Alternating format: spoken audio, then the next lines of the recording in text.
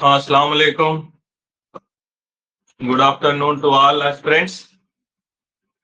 आज मंडे 3 अगस्त, okay, afternoon 3:15 PM।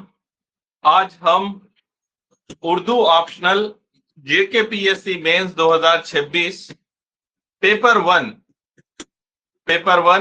Question and model answer discussion कर रहे हैं। ठीक है, तो जैसा आप जानते हैं कि लेक्चर लाइव होने के बाद यूट्यूब पर भी अवेलेबल रहेगा, तो ये लेक्चर हम शेयर करेंगे पब्लिक प्लेटफॉर्म पर इंशाल्लाह। तो आज का जो लेक्चर है मेनली उर्दू ऑप्शनल को लेकर एक नेगेटिव इमेज है। दूसरा, उर्दू ऑप्शनल को लेकर प्रॉपर गाइडेंस नहीं मिलती स्टूडेंट्स को। ठीक है, तो प्रॉपर गाइडेंस का भी जो इशू है आज सॉल्व करेंगे हम। तो आज बेसिकली ये लेक्चर डील कर रहा है जेकेपीएससी पेपर 1 2026 मेंस, अभी जो रिसेंट में हुआ था उस पेपर को हम एज मॉडल आंसर्स कैसे लिखते हैं, पेपर 1 के मॉडल जवाबात हम डिस्कस कर रहे हैं। तो जैसा आप जानते हैं मोहसिन सर आईएएस क्लासेस एक ऑनलाइन कोचिंग प्लेटफॉर्म है जो मैं तेलंगाना स्टेट्स आदिलाबाद डिस्ट्रिक्ट से क्लासेस चलाता हूं, तेलंगाना आदिलाबाद से। ये हमारे ऑफिशियल कॉन्टैक्ट नंबर है 9967754530 9515455571। और अगर से पहली बार हमारा वीडियो लेक्चर देख रहे हैं तो मैं सैयद मोहसिन सर, मैंने खुद यूपीएससी के 5 मेंस दिए, लगातार 5 मेंस दिए 2015 से 19 तक, और आईएएस इंटरव्यू दिया मैंने 2020 मार्च के महीने में, 3 मार्च 2020। फाइनल सिलेक्शन कुछ मार्क्स की वजह से मेरा नहीं हुआ। उसके बाद से मैं लगातार UPSC prelims, mains and Urdu optional के लिए ऑनलाइन कोचिंग देता हूं। यूपीएससी प्रीलिम्स के लिए भी बहुत अच्छी कोचिंग मिलती है क्योंकि लगातार 5 प्रीलिम्स मैंने खुद क्लियर किए, 5 प्रीलिम्स लगातार। आज बच्चों से तो एक प्रीलिम्स नहीं निकल रहा। नहीं, हर जनरेशन में ऐसा ही होता है कि एक प्रीलिम्स भी निकलना मुश्किल होता है, लेकिन मैंने अल्हम्दुलिल्लाह लगातार 5 प्रीलिम्स क्लियर किए। फिर उर्दू ऑप्शनल की भी कोचिंग हमने दी। उर्दू ऑप्शनल में अब हमारा 8th बैच चल रहा है कोचिंग प्रोग्राम, 8वां बैच। और हमारे कोचिंग प्रोग्राम में हम live as well as recorded lectures provide करते हैं। 120+ लेक्चर्स मिलते हैं स्टूडेंट्स को। अगर से डेली एक भी लेक्चर देखता है, एवरेज 1 आवर का लेक्चर होता है, तो 4 to 5 मंथ में वो सारे लेक्चर्स कवर कर लेगा और सिलेबस कंप्लीट हो जाएगा। सिलेबस में हम पेपर 1 पेपर 2 दोनों कवर करते हैं, इंक्लूडिंग तशरीह पार्ट कवर करते हैं, इंक्लूडिंग पीवाईक्यूज कवर करते हैं, क्योंकि पीवाईक्यूज थीम बहुत इंपॉर्टेंट है। सवाल डायरेक्टली पीवाईक्यूज थीम से ही आते हैं। तो एडमिशंस आप कभी भी ले सकते हैं, UPSC aspirant as well as JKPSC aspirants welcome. Admission जारी है, ठीक है। आप हमारे ऑफिशियल नंबर पर कांटेक्ट करें। उर्दू ऑप्शनल पढ़ाते पढ़ाते मैंने साथ में एमए उर्दू भी कर लिया। ये मेरी सेकंड पीजी है। मेरी फर्स्ट पीजी एमएससी फिजिक्स है जो मैंने उस्मानिया कैंपस में किया था, एमएससी फिजिक्स। अब मैंने एमए उर्दू भी कर लिया मौलाना आजाद नेशनल उर्दू यूनिवर्सिटी से, और साथ में assistant professor eligibility test Telangana का वो भी क्वालिफाई कर लिया एमए उर्दू से। तो ये अल्हम्दुलिल्लाह मुझे भी बेनिफिट हुआ, उर्दू ऑप्शनल पढ़ाते हुए असिस्टेंट प्रोफेसर का दर्जा मिल गया।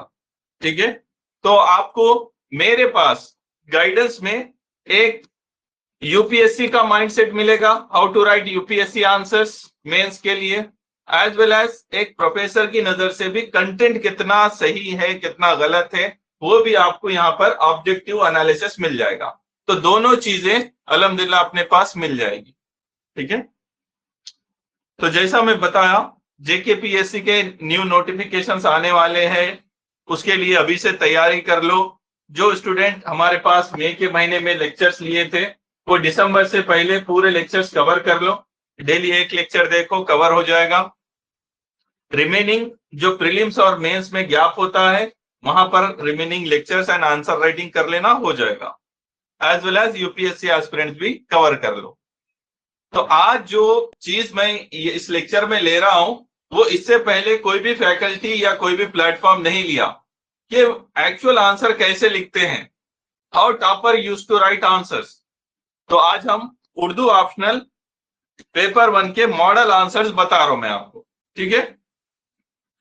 चलो, तो ये मॉडल आंसर देखने से पहले फिर से मैं एक बार क्वेश्चन पेपर बताना चाह रहा आपको कि भाई क्वेश्चंस क्या आए थे, कैसा क्वेश्चन पेपर होता है, फिर उसके बाद हम आंसर्स पे जाएंगे, ठीक है। मैं अब स्क्रीन पर आपको क्वेश्चन पेपर अपलोड कर रहा हूं जो जेकेपीएससी में अभी पूछा गया था।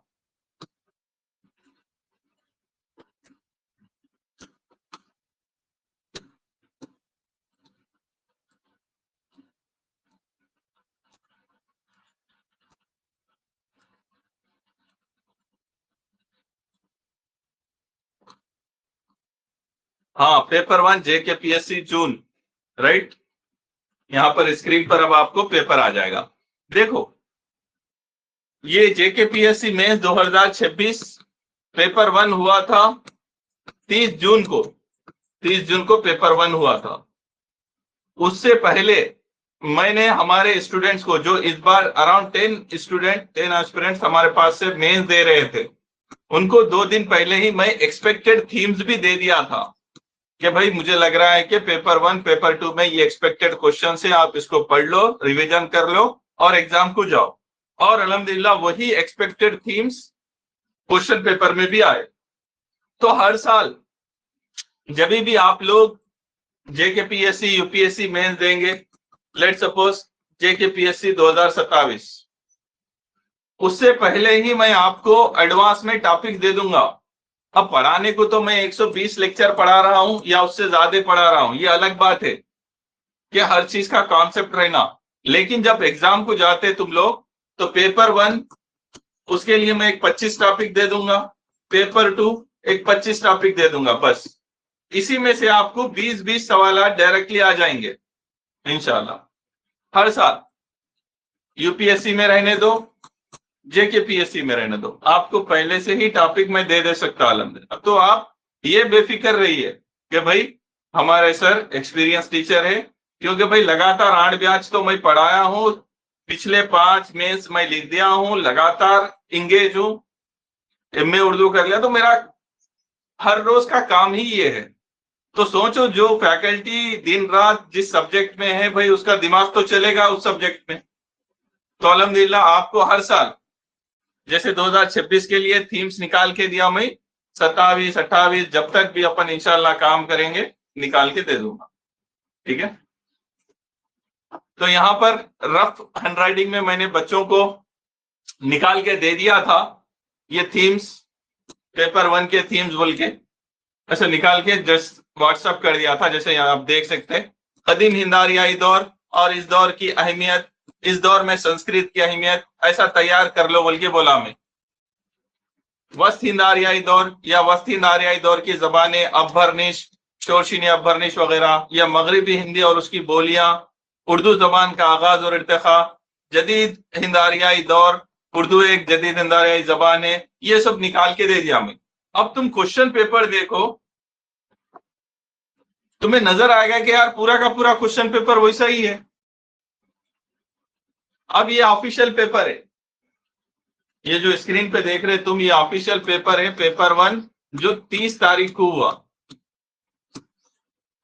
और वो मेरे हैंडरिटन हिंट नोट्स 1-2 दिन पहले के थे, जो गैप मिलता है ना बच्चों को जीएस और ऑप्शनल के दरमियान, उस दिन दे दिया था मैं, ठीक है। तो यहां देखो, कदीम हिंद आरियाई दौर और अहमियत, सेम कीवर्ड के साथ सवाल। जदीद हिंद आरियाई दौर, उर्दू जबान का आगाज और इर्तिखा, सेम। मगरिबी हिंदी और उसकी बोलियों को खुला नाम दे दिया उन्हीं, ब्रज, खड़ी बोली, हरियाणवी, खन्नूजी, बुंदेली का इलाका बताओ और लिसानी रिश्ता बताओ। फिर उसके बाद संस्कृत, प्रकृत और अपभ्रंशों का बाहमी रिश्ता बताओ और उर्दू जबान की इम्तियाजी खुसूसियात बताओ। ऐसे सवाल डायरेक्टली आगे। ये 50 मार्क्स का कंपलसरी क्वेश्चन होता है, क्वेश्चन नंबर 1। इसके बाद अब ये क्वेश्चन नंबर 3 देखो, दक्कनी अदब वाला। दक्कन में उर्दू का आगाज और इर्तिका, दक्कनी उर्दू की इम्तियाजी खुसूसियात, दक्कन में उर्दू अदब के फरोग में बहमनी, कुतुबशाही, आदिल शाही सल्तनतों का किरदार। ये 50 मार्क्स। अब हमारे हिंट नोट्स देखो। अब यहां पर हिंट्स में मैंने दक्कनी उर्दू के सवाल दिए, देखो। दक्कनी उर्दू, आगाज और इर्तिका, लिसानी खुसूसियात, बहमनी, आदिल शाही, कुतुब शाही दौर। देखो वही सवाल पूरा 50 मार्क्स का बन के आए। हो गया काम, 50-50 मार्क्स। तो अब बताना ये चाह रहा कि भाई पढ़ाने के साथ साथ आपको इंपॉर्टेंट थीम्स आपको मैं एग्जाम से पहले दे दूंगा, ठीक है। आप अच्छे से उर्दू ऑप्शनल करके आ सकते। तो मैं जितने भी स्टूडेंट्स जेकेपीएससी या यूपीएससी या वेस्ट बंगाल पीएससी, कोई भी स्टेट का हो या यूपीएससी का हो, अगर से आप उर्दू पढ़ना लिखना जानते तो आप उर्दू ऑप्शनल लो। क्योंकि इसमें क्या है, सिलेबस आपको नजर आता है कि बहुत बड़ा है, लेकिन ऐसा नहीं है। बहुत सिंपल सिलेबस है, रिपीटेड थीम्स बहुत ज्यादा होते हैं। अच्छे से तैयार कर लो, एग्जाम क्लियर हो जाता है और मार्क्स बहुत अच्छे मिलते। आईएएस बनने के लिए 270 प्लस मिल जाते यूपीएससी में, जेकेपीएससी में 320 प्लस भी मिलते। 5 स्टूडेंट को तो मेरे पास से ही 320 प्लस मिला, ठीक है। तो बहुत मार्क्स है उर्दू ऑप्शनल। तो अब ये पेपर देख लिया आप। अब आपको मॉडल आंसर्स बताता हूं मैं कि कैसा लिखते हैं 10 मार्कर में, 15 मार्कर में। तो यहां पर आप फिर से सवाल देखो, कंपलसरी है क्वेश्चन नंबर 1, उसमें 5 जवाब आपको देना होता है, ठीक है, 10 मार्कर के लिए, और 100 वर्ड्स के अंदर आपको लिखना होता है। तो यूपीएससी में भी जेकेपीएससी में भी 10 मार्कर के लिए पेज 1 पेज 2 2 पेजेस मिलते। यहाँ क्वेश्चन प्रिंट होके आ जाता, अपने को यहाँ लिख देना, फिर यहाँ लिख देना, खत्म। इसके बाद अगला सवाल रहता, ठीक है, पेज नंबर 3 पेज नंबर 4। तो 10 मार्कर के लिए क्या होता है, 10 मार्कर के लिए मैक्सिमम 2 पेजेस मिलते, 15 के लिए 3 मिलते, 20 के लिए 4 मिलते। ऐसे तो ये तुमको समझ में आ गया। अब आंसर्स ये वर्ड लिमिट के अंदर लिखते रहना, कभी भी ज्यादा गहराई में फैला के आंसर लिखने की जरूरत नहीं रहती। चलो अब आपको मैं आंसर शीट बता रहा हूं, टॉपर्स आंसर्स कैसा लिखते हैं।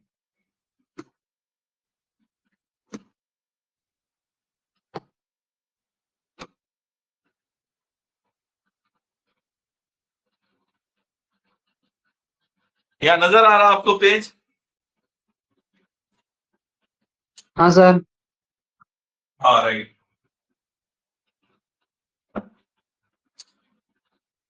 तो ये रियल टाइम में लिखा गया टेस्ट है। ये जो आंसर शीट है ये रियल टाइम में हमारे ही स्टूडेंट जेकेपीएससी एस्पिरेंट है रजीब खान, उन्होंने लिखा। उन्होंने ऑलरेडी इंटरव्यू दिया है, जेकेपीएससी का इंटरव्यू दिया। लास्ट टाइम इनको 280 प्लस मार्क्स आ चुके हैं। पेपर 1 में 150 मार्क्स आ चुके हैं ये बंदे को पहले ही, ठीक है। फिर भी इस साल और लिख रहा है टेस्ट सीरीज मेरे पास, अल्हम्दुलिल्लाह, और लिख रहा है full length test, daily answer writing, और मेहनत कर रहा है। क्यों? क्योंकि इसका टारगेट क्या है कि भाई 280 से 320 प्लस चले जाओ।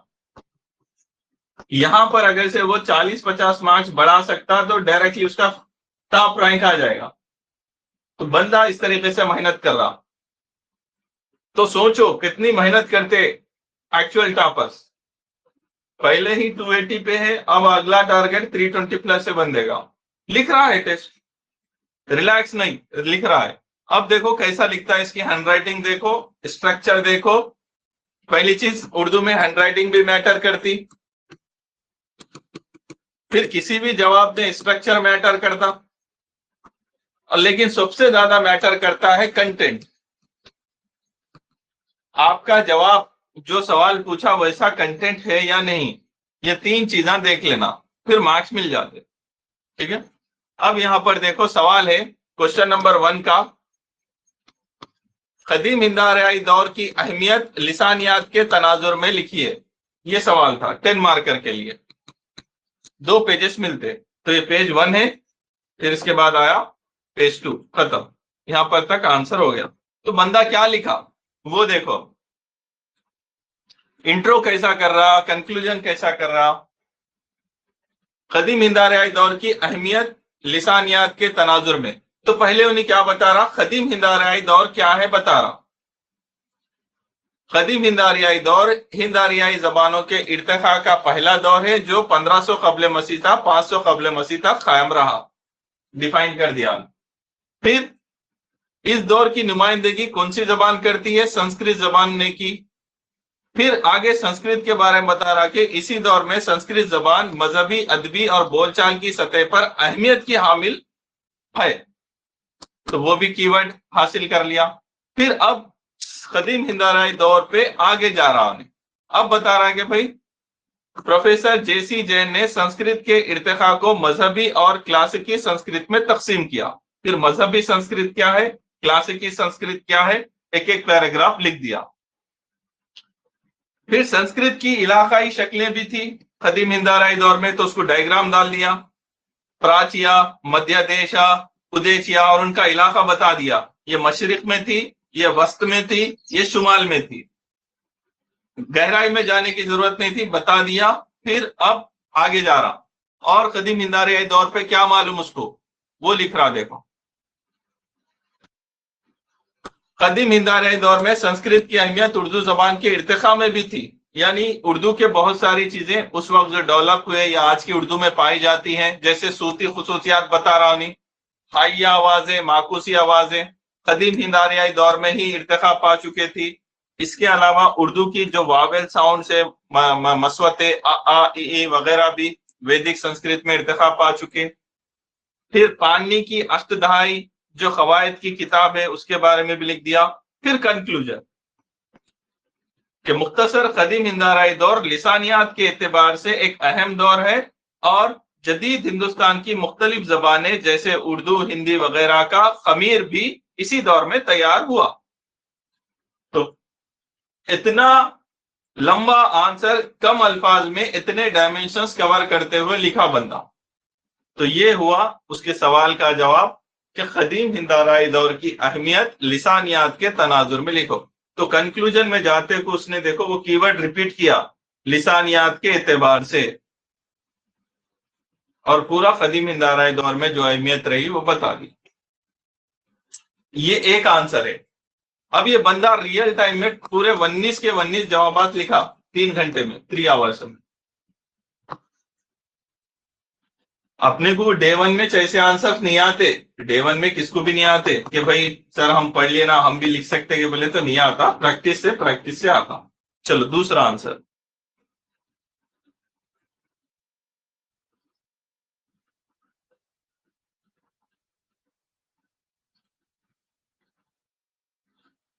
अब दूसरा सवाल देखो, जदीद हिंद आर्याई दौर और उर्दू जबान का आगाज, ये सवाल दिया एग्जामिनर। तो जदीद हिंद आर्याई दौर और उर्दू जबान का आगाज, स्ट्रक्चर देखो, पहले उन्हें जदीद हिंद आर्याई दौर क्या है बता रहा, फिर उर्दू जबान का आगाज, हेडिंग डाल के बॉक्स में, साइड हेडिंग डाल के बॉक्स में, ये समझ में आ जाना कि भाई मैं दोनों हिस्से कवर कर रहा। फिर डायग्राम भी उतारा यहाँ पर फ्लो चार्ट टाइप का उर्दू का आगाज बताने को। फिर आगे उर्दू के आगाज को मसूद हुसैन खान के नजरिए से जोड़ते हुए कंक्लूड कर दिया। चलो पढ़ते हैं कंटेंट। तो पहले जदीद हिंद आर्याई दौर बता रहा हूं as per the demand of the question. तो जदीद हिंद आर्याई दौर हिंद आर्याई जबानों के इर्तिखा का तीसरा और आखिरी दौर है, पता है अपने को, जो 1000 ईस्वी के बाद हिंदुस्तान में इर्तिखा पाता है, बर्रे सगीर हिंदुस्तान, सही बात है। बेशतर जदीद हिंदाराई ज़बानें किसी ना किसी अभ्भरनिश से निकली, वो भी पता है।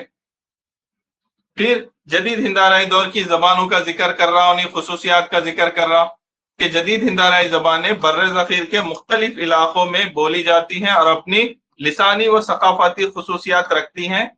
इनमें अहम ज़बानें उर्दू, हिंदी, पंजाबी, बंगाली, गुजराती, मराठी वगैरह शामिल है। ये पूरे जदीद हिंदाराई ज़बानें बता दिया।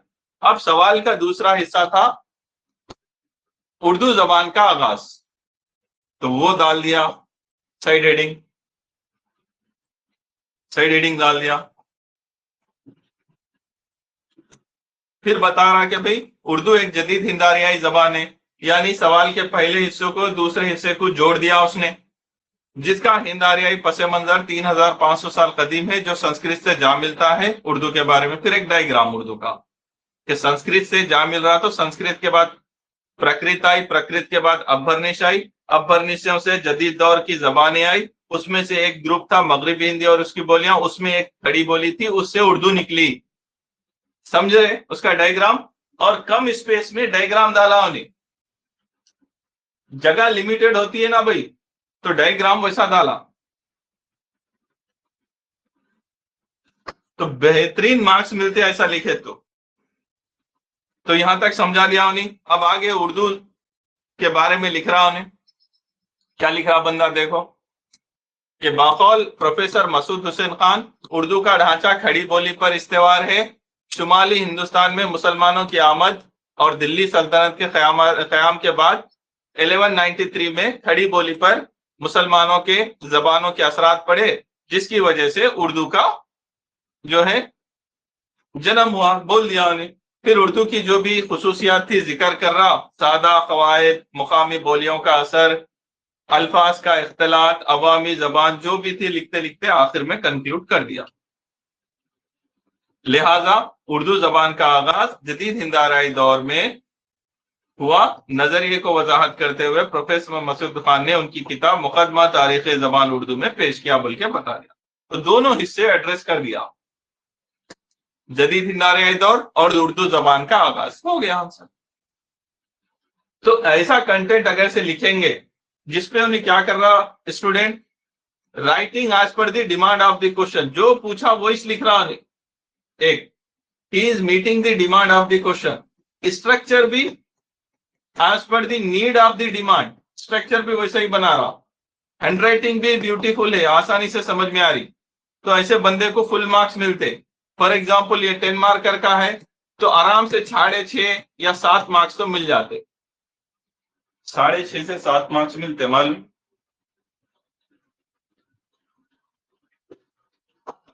नेक्स्ट, अब तीसरा सवाल,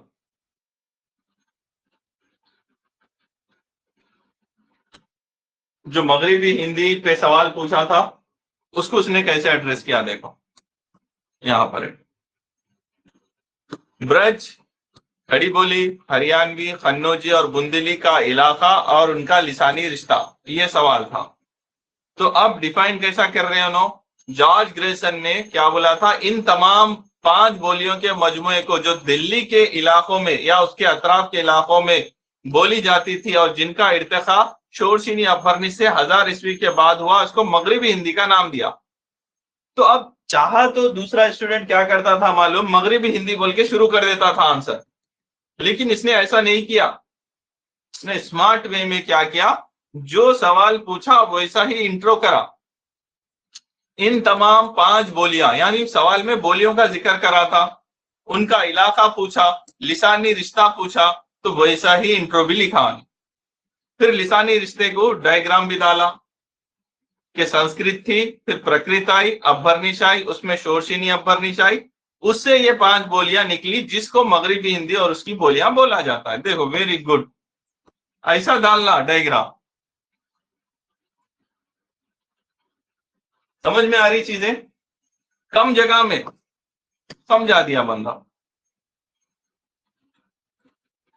फिर इन बोलियों में जो फर्क था, अलीफ पर खत्म होने वाली, वो पे खत्म होने वाली, जो फर्क था उसका जिक्र कर दिया, अलीफ और वो का।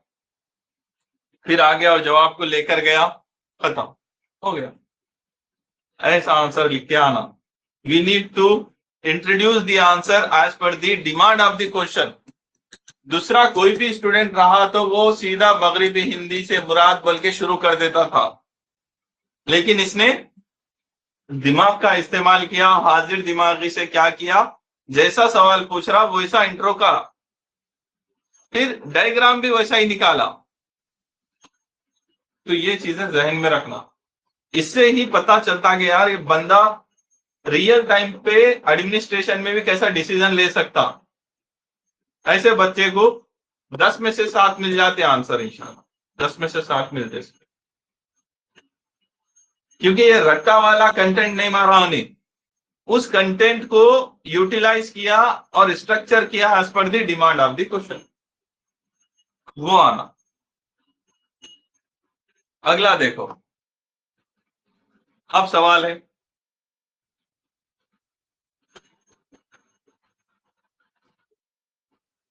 संस्कृत प्रकृत अपभ्रंश का बाहमी रिश्ता, ये सवाल पूछा उन्हें, तो जवाब भी शुरू हो रहा। संस्कृत प्रकृत अपभ्रंश तीनों क्या है? तीनों हिंद आर्याई जबानें हैं, बता दिया एक ही जुमले में, रिश्ता बता दिया। फिर क्या बता रहा? ये तीनों जबानें 3 मुख्तलिफ अदवार की नुमाइंदगी करती है। कौन सी? कदीम दौर की, फिर प्रकृत वस्ती दौर की, अपभ्रंश भी वस्ती दौर की, पूरे फिर बताया उन्हें। ये भाई ये प्रकृत का, ये संस्कृत का पैराग्राफ, ये प्रकृत का पैराग्राफ, ये अपभ्रंश का पैराग्राफ, फिर ये डायग्राम, इन सब में क्या कॉमन है? लिसानी रिश्ता, संस्कृत, क्लासिकल संस्कृत, प्रकृत, अपभ्रंश, फिर उनसे जदीद हिंद आर्याई बोले या जैसे उर्दू निकली, वो सब बता रहा। कंक्लूड, तो संस्कृत प्रकृत और अपभ्रंश का बाहमी रिश्ता क्या है? तारीखी और इर्तिकाई है, हिस्टोरिकल एंड इवोल्यूशनरी है। संस्कृत से प्रकृत, प्रकृत से अपभ्रंश और अपभ्रंशों से जदीद हिंद आर्याई जबानों ने जन्म लिया। इस तरह ये तीनों एक ही लिसानी खानदान की मुख्तलिफ इर्तिकाई मंजिलें हैं, बता दिया। तो ये सारी चीजें यूटिलाइज करने आना आपको, ठीक है? तो ऐसा सोचना अपन। अब इसमें चाहे तो ये डायग्राम से पहले और एक डायग्राम भी डाल सकते हैं, जस्ट इनका बाहमी तसलसल बताने को। संस्कृत डाले, प्रकृत डाले, अपभ्रंश डाले, यहां कदीम दौर डालना ब्रैकेट में, और टाइम पीरियड लिखना 1500 बीसी से 500 बीसी। फिर यहां पर वस्ती दौर है ये, और ये प्रकृत का पहला दौर जो था वो बताओ, फिर अपभ्रंश का जो 600 ईस्वी के बाद, ऐसा बताओ, ये भी चल जाता। और ऊपर यहां पर हिंद आर्याई लिसानी खानदान, ऐसा भी बता सकते हैं, इनको जोड़ देना आप। छोटा सा ऐसा डायग्राम आप आंसर शीट के लेफ्ट मार्जिन पे डाल देना, खड़ा डायग्राम।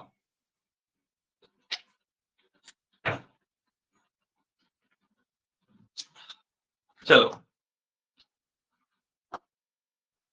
अब देखो, सवाल नंबर 1 में 5वां कंपलसरी क्वेश्चन था उर्दू जबान की इम्तियाजी खुसूसियात।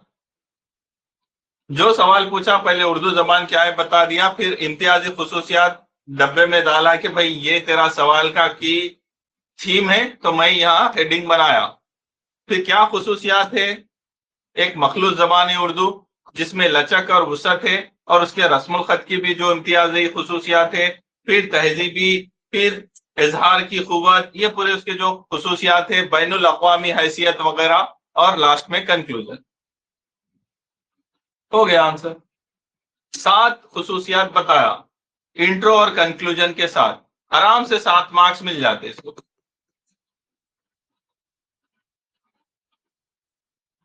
तो क्वेश्चन नंबर 1 जिसमें 5 जवाब थे, पूरे की पूरे बच्चा रियल टाइम में लिख दिया। और रियल टाइम में कितने मिनट में लिखना पड़ता हर आंसर मालूम? 7 मिनट्स। जो पहला क्वेश्चन होता है जिसमें 5 जवाब लिखना होता है for 10 marker, each question 7 minute हो जाना उसमें। और हैंडराइटिंग देखो, हैंडराइटिंग खराब नहीं, उसकी गंदी नहीं हुई। चलो अब दूसरे सवालात देखो और आंसर का स्ट्रक्चर देखो। अब यहां से सवाल शुरू हो रहा, उर्दू की इब्तिदा से मुताल्लिक मोहम्मद हाफिज शिरानी साहब और प्रोफेसर मसूद हुसैन खान का नजरिया, 20 मार्क्स का सवाल। तो पहले उर्दू की इब्तिदा से मुताल्लिक लिख दिया उसने कि भाई जो बहुत सारे मुख्तलिफ नजरियात थे। फिर हाफिज महमूद शिरानी का नजरिया, पहला हिस्सा, इनका नजरिया कौन सी किताब में है, नजरिए की तारीखी और लिसानी दलाइल भी है बोल के बताया और मिसालें भी दे दिया। इसके बाद हाफिज शिरानी साहब के नजरिए की तनकीद कर रहा वो, क्योंकि इनका नजरिया पूरी तरीके से ठीक नहीं है। उसके बाद मसूद हुसैन खान का नजरिया बता रहा किस किताब में है, फिर इनका नजरिया क्या है कि भाई साइंटिफिक दलाइल से इन्होंने बताया कि मुसलमानों के फतेह देने के बाद खड़ी बोली से उर्दू दिल्ली के यहाँ पर पैदा हुई, पंजाब में पैदा नहीं हुई। और पंजाब के नजरिए की इन्होंने तनकीद भी की, क्योंकि ऊपर पंजाब का नजरिया पूछा था। तो इस तरीके से दोनों नजरियों का तनकीदी जायजा भी लिया है, नहीं देखो एक्स्ट्रा में, क्योंकि सवाल में दोनों नजरिए पूछा तो नहीं, 20 मार्क्स का है, स्कोप है, लिख सकता तो लिखा भी, दोनों नजरियों को फर्क बताया। ठीक है, और क्या चीजें बेहतर है, क्या चीजें कमियां हैं, दोनों नजरिए में लिख दिया और कंक्लूड कर दिया। और कंक्लूजन में भी बैलेंस लिया, कैसा, तुम पढ़ के देखो।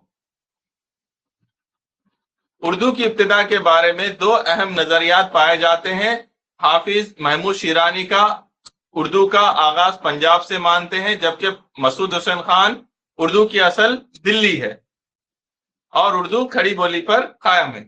जदीद लिसानी तहकीक में उमूमी तौर पर दिल्ली और खड़ी बोली के नजरिए को ज्यादा मकबूलियत हासिल है, अगरचा हाफिज महमूद शिरानी की तहकीक उर्दू की तारीख में अहम और काबिल कदर समझी जाती है। बस इनका नजरिया भी एक सिग्निफिकेंट माइलस्टोन था बोलकर बैलेंस में कंक्लूजन करा। ये भी समझदारी है। ऐसा आंसर लिखकर आते हैं ना तो 20 में से 13 मार्क्स या 14 मार्क्स भी मिल सकते हैं आराम से, 13 या 14 है। तुम लोग क्लास में? Yes sir. हाँ सर। हाँ, तो ऐसे आंसर्स लिखना रहता। हम रहे तो मैं भी एस्पिरेंट रहता तो इतना अच्छा कंक्लूजन तो नहीं लिख सकता था, यहाँ गड़बड़ हो जाती थी मेरे से भी। लेकिन जो स्मार्ट और वेल थॉट एस्पिरेंट्स होते हैं ना, सवाल की डिमांड के हिसाब से इंट्रो कंक्लूजन भी लिखते, वो आना।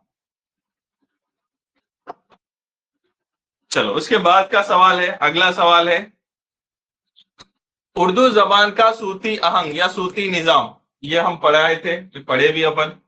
अब बता रहा देखो आंसर, 15 मार्क्स का है। उर्दू जबान का एक सूती आहंग होता है, यानी हर जबान का एक सूती आहंग होता है। उर्दू का सूती निजाम क्या है, एक मखलूत जबानों का है। इसमें कई आवाजें हैं, देसी आवाज भी है जैसे हिंदारी आवाजें, अरबी फारसी के आवाजें भी है। अब एक एक करके बता रहा हूं। हिंदी उल असल सूतिया, उर्दू की माकूसी आवाजें, हक्कारा आवाजें, अनफी आवाजें, फिर अरबी फारसी के आवाजें, हमसूत हुरूफ की आवाजें, इम्तियाजी सूतिया, जो भी है बताकर फिर कंक्लूजन दे दिया। क्या दिया कंक्लूजन में, उर्दू का सूती निजाम साइंसी, मुनज्जम और जामा है, साइंटिफिक है, वेल स्ट्रक्चर्ड है, वेल डेवलप्ड है, बता दिया। ये भी तरीका आना अपने को आंसर में, तो इसमें मिल जाते 10 मार्क्स 15 में से। और ऐसा आंसर लिखा ना बच्चा, 2-4 आंसर पढ़ने के बाद एग्जामिनर इसका पेपर भी नहीं पढ़ता, वो क्लियरली समझ जाता कि भाई ये इंट्रो है, ये पहला डायमेंशन, ये दूसरा डायमेंशन, ये तीसरा, चौथा, पांचवा, ये कंक्लूजन है। बस कंक्लूजन देख लेता, मार्क्स डाल लेता, निकल लेता। पूरा आंसर भी नहीं पढ़ते टॉपर्स के, प्रोफेसर सा नजर से देख लेते, हो गया।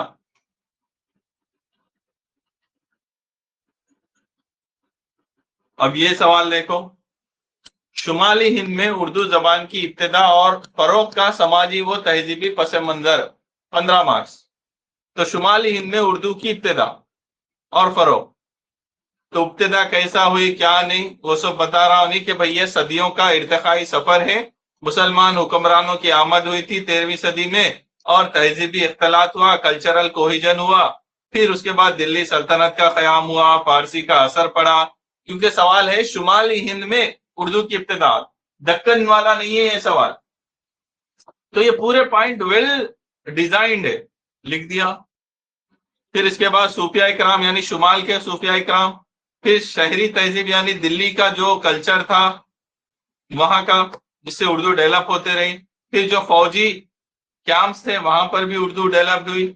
ये सब बताया उन्हें सिर्फ नॉर्थ के अकॉर्डिंग। फिर कंक्लूजन में भी लिखा कि शुमाली हिंद में उर्दू जबान का आगाज मुख्तलिफ तहजीबों, जबानों और सकाफतों के बाहमी मेल जोल का नतीजा था।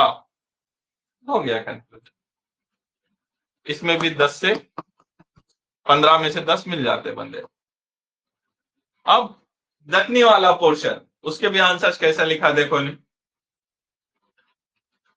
तो इसने पहले क्वेश्चन नंबर 1 सवालात के पेपर के हिस्से ए में से 1 को कर दिया, ये तो करना ही है कंपलसरी। फिर 2 कर दिया, अब 3 क्वेश्चन नंबर 3 कर रहा। तो मैक्सिमम किसी भी हिस्से से 150 मार्क्स कवर कर सकते। तो इसने क्या किया, बंदे ने पूरा 150 मार्क्स हिस्सा ए से कवर करा। जैसे अब ये सवाल है दक्कन में उर्दू जबान का आगाज और इर्तिका, तो पहले डिफाइन कर रहा कि भाई दक्कनी क्या है। तो बाकौल अब्दुल कादर सरवरी, दक्कनी क्या है, कदीम उर्दू का वो रूप है जो दक्कन में 14वीं सदी से 17वीं सदी इर्तिका पाई, डिफाइन। फिर इसका आगाज और इर्तिका लिख दिया कि दक्कनी का आगाज कैसा हुआ कि दिल्ली के जो सुल्तान थे उनके सियासी इक़दामात हुए, फिर सूफिया इकराम की खिदमत हुई, फिर इब्तिदाई मराहिल, आगे का दौर, आखिरी दौर, पूरा दक्कनी, वली दक्कनी सिराज औरंगाबादी तक बता दिया। वली दक्कनी और सिराज औरंगाबादी तक उर्दू का इर्तिका बता दिया।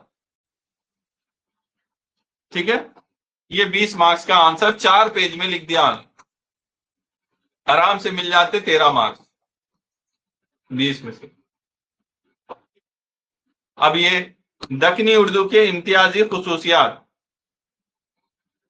तो भाई दक्कनी उर्दू क्या है बता दिया। उसकी इम्तियाजी खुसूसियात में पहले सूती खुसूसियात बता रहा, जैसे मसवतों की तखफीफ व तवालन, अनफियत का रुझान, तजदीद का इस्तेमाल, फिर उसके बाद सरफी इम्तियाजात, अल्फाज की जमा बनाने का तरीका, माजी मुताल्लिक चीम का इस्तेमाल, या जीम लिख दिया उन्हें, चीम है वो,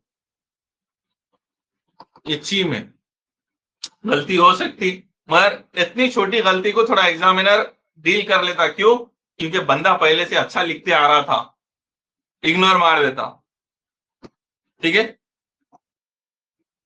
ये हो गया, ये हो गया, ये हो गया। इसमें भी 15 में से 10 मिल जाते। फिर आओ दक्कन में, और तीसरा सवाल, दक्कन में उर्दू अदब के फरोग में बहमानी, कुतुबशाही और आदिल शाही सल्तनतों का किरदार, 15 मार्क्स।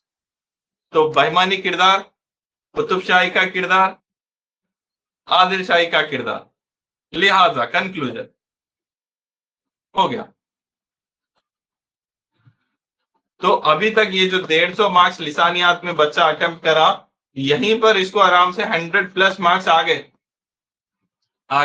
अब रिमेनिंग जो 100 मार्क्स का अटेम्प्ट करता, उसमें से 50 से 60 आ गए, तो कितने हो जाते जी इसके पेपर में? 250 में से 160 तक हो जाते, 160 तक। यानी ये बच्चे का जो टारगेट था 320+ आ गया, वो टारगेट पे नहीं।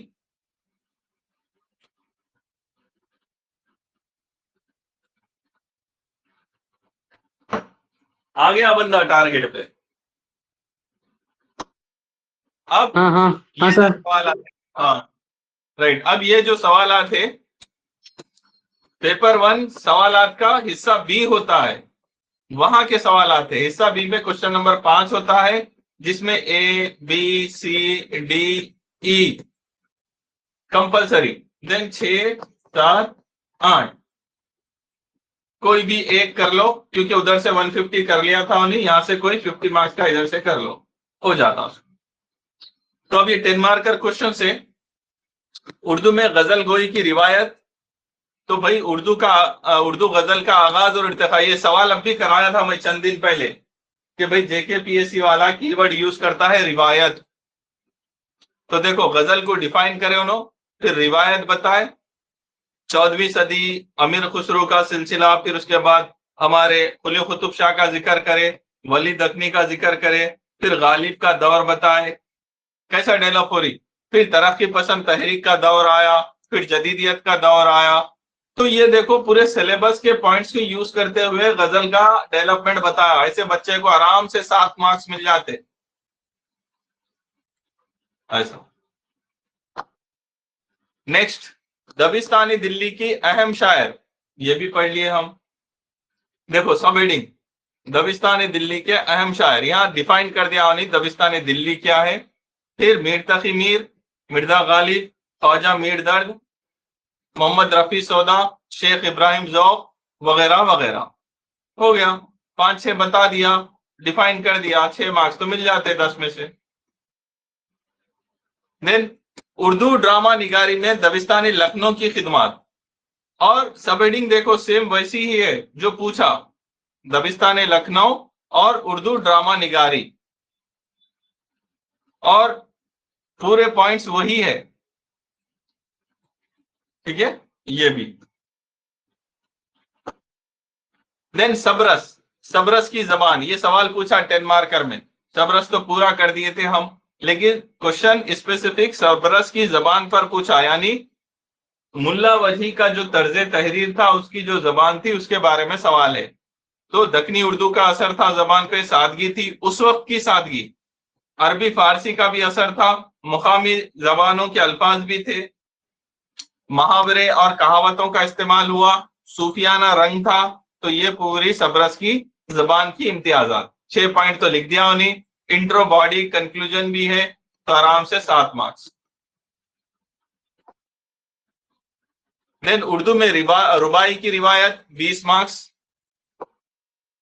1 page, 2 page, 3 page, 4 page. Then Altaf Hussain Hali बाहैसियत नाखद यानी नखद, ये भी आंसर 3 पेज का। देन उर्दू में नावल निगारी का आगाज और इर्तिका, नावल निगारी का आगाज और इर्तिका, तो आगाज कब हुआ, डिप्टी नजीर अहमद से, मिरातुल उरूस से, फिर उसके बाद रतन नाज शरशार का दौर आया, अब्दुल हलीम शरर का दौर आया।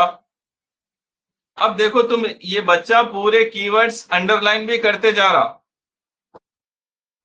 उसके बाद मोहम्मद हासी रुस्वा का जमाना आया, जिसने उमराव जहां अदा लिखा, फिर प्रेमचंद का दौर आया, गोदान वगैरह,